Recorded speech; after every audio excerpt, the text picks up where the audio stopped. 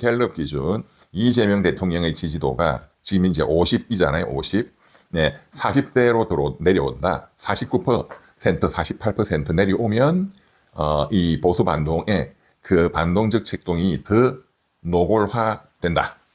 국민의힘뿐만 아니라 국민의힘은 뭐 힘이 없어, 칼이 없어. 칼은 결국 이제 검찰하고 법원이 쥐고 있는 거거든요. 또 보십시오. 또 깜짝 놀랄 일들이 나온다. 언제? 지지율이 중요합니다. 지지율이. 네. 결국 윤석열이도 지지율이 한국 갤럽 기준, 제가 그때도 예언을 했어요. 작년 9월 달부터.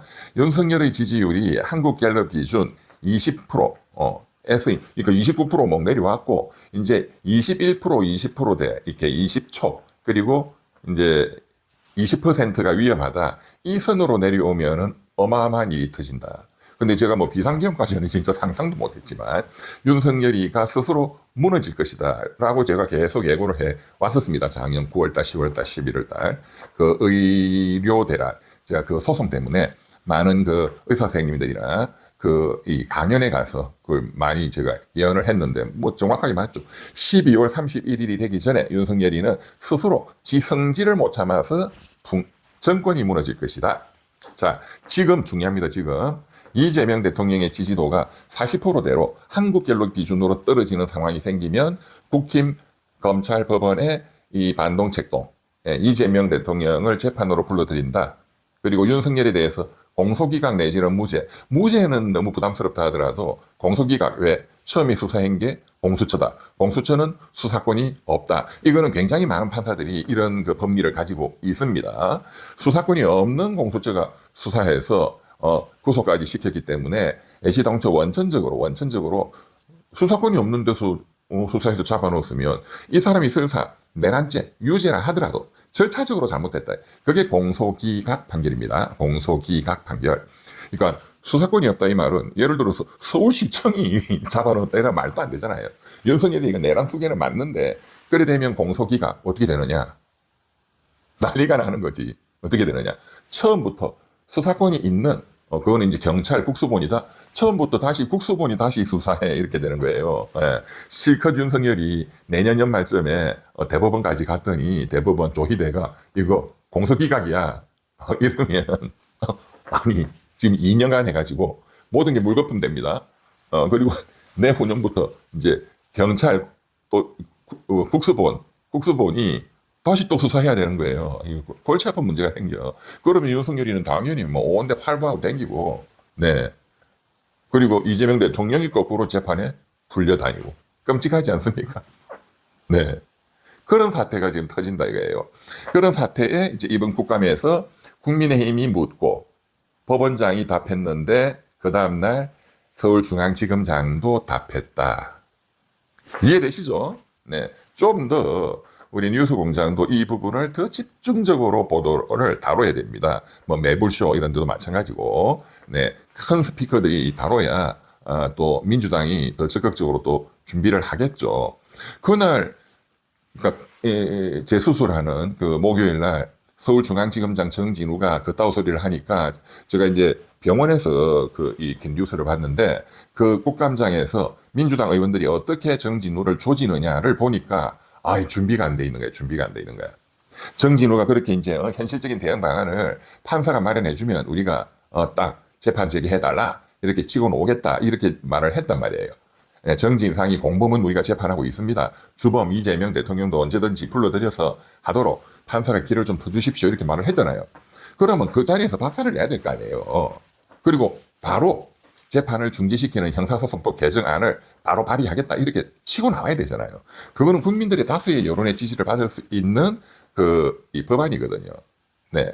국민의힘이 정권을 잡아도 그 법이 또 적용이 되고 그 혜택을 받는 거란 말이에요. 아니 대통령이 국정수행도 힘들어 죽겠는데 뭐 재판에 불려댕기고 이러면 되겠어요? 예. 뭐 도로교통법 위반했다 재판에 와 이러면 안 될 거 아니야. 그래서 헌법 84조 대통령의 불소추 특권이 있는 거잖아요. 내란죄, 외환죄 대통령이 보니까 간첩이더라 이거 말고는 재판에 불려다니는 거는 하지 마라 뭐 이런 뜻이란 말이에요. 미국이나 영국이나 이런 그 선진국 같은 경우는 대통령 또 수상 내각제는 인 경우에 형사재판에 부르지 않는다는 건 당연하고 당연하고 민사재판이 있어도 대통령은 전부 다 면책특권을 인정하는 것이 이 민주주의가 발전한 선진국의 그 사례들입니다. 미국 포함해서. 네, 그게 맞는 거죠. 예, 오랫동안 그 대통령제를 이 운영을 해보니까 그게 미국 전체를 위해서 맞다 이거지. 예. 그 대통령 끝나고 하면 된다 이거예요. 그렇죠? 예. 뭐 간첩이면 당장 해야 되겠지만, 그러니까 선진국의 사례도 그렇고 트럼프 보세요. 트럼프 20개가 기소돼가지고 재판 중이었는데 대통령 되니까 한 방에 다 없애버리잖아요. 미국 법무부가 또 특별검사가 전부 다 기소를 철회해버리잖아요. 그게 제가 말씀을 계속 드려왔던 공소 취소죠. 네.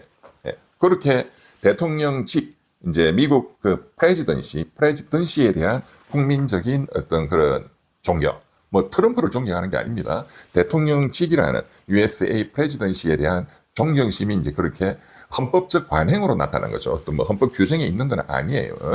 뭐 서유럽 그 민주주의 그 선진국들도 비슷합니다. 네. 그러니까 형사소송법에 5년간 대통령 임기 중에는 그 재판이 중지된다. 형사재판만 하면 되는 거지 뭐. 그거를 넣는 거는 국민적 그 여론의 다수의 지지를 받을 수 있고 또 꼭 필요한 것이죠. 그러니까 민주당 의원들이 그걸 바로 발의하겠다 이게 치고 나와야 된단 말이에요. 근데 그날 뭐 대응하는 거 보면 추미애 법사위원장님은 따끔하게 이제 나경원이한테 혼을 내고 또 그 서울중앙지검장한테 당신 말 똑바로 하시오. 현실적 대응 방안 있다고 소리가 무슨 지금 대선 불복하자는 거냐? 아주 따끔하게 혼을 냈죠. 그리고 이제 김용민 의원도 대선 불복이다. 국민의힘은 내란 정당이다. 뭐 이렇게 했지만 그것은 그냥 레토릭에 불과한 거잖아. 그렇게 꾸짖으면 뭐 하냐고 뭐 현실적으로 바뀌는 게 없는데. 그러면 적어도 그 법사위가 끝나고 그날 바로 형사소송법 개정안을 추진하게 돼. 바로 치고 나와야 되는 거야. 그리고 바로 추진을 해버려야 되는 거예요. 이거는 쉽기도 하지만 너무나 신속하고 너무나 다가온 현실적 위험이다. 명백하고 현실적인 위험이 다가왔다 이거예요. 속도전이 중요합니다. 속도전이. 네. 그렇기 때문에 또 내년 2월 달에 법관의 정기 인사가 있기 전이라 하더라도 현재 판사가 내가 재판 중지 결정을 했지만 지금 상황을 보니까 지금 사정이 변경되었다. 그러니 다시 재판 열겠다 하면 하는 거야. 그러면 이제 이재명 변호인 쪽에서 반발하겠죠. 그러면 항고 제항고 대법원 가겠죠. 조희대 대법원. 맞아. 재판 여는 게 맞아. 이렇게 된단 말이에요. 지금 당장도 무리를 한다면 재판 재개가 가능합니다. 물론 국민들의 그 여론에 엄청난 반발이 터져 나올 거니까 지금 당장 하지는 못하겠지만, 네. 그러나 여론을 보고 이재명 대통령의 지지율이 한국갤럽 기준으로 지금은 과반을 조금 넘고 있단 말이에요. 떨어졌지만 52% 이렇게 과반을 내려오고 이제 40대 초반 이렇게 내려오면은 바로 재판 재개도 가능하다 이 말이에요. 네. 39%로 내려오면은 100% 재판은 재개됩니다. 예, 이 점을 제가 더 강조하기 위해서 이 부분을 더 집중적으로 특히 검찰이 시작했다. 예, 검찰이 시작하고 법원이 받아서 누구의 사주를 받아서 국힘 보수반동 세력의 사주를 받아서 거기에는 윤의게인 세력과 윤석열 세력과 거대한 법조 카르텔 세력이 있다.